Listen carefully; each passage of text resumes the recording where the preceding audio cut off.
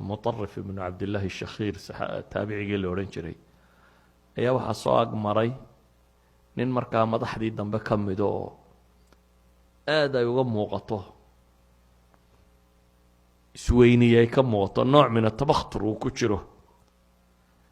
cabdillaahi markaa dadku dee madaxda way isu taagaan ama way u boodaan cabdillaahi ma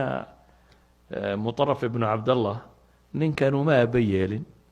isagii baaba soo jeesta wuxuu yihi ama tacrifunii war maanadi garanayn buu ku yidhi wuxuu ugu jawaabay nacam acrifuk waan ku garanayaa buu yidhi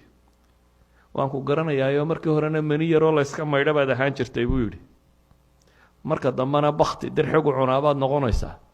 iminkana calooshaad saxare ku sidataa buu ku yidhi yacni ninkan isweyneynayey isna cagsigiisu u tilmaamay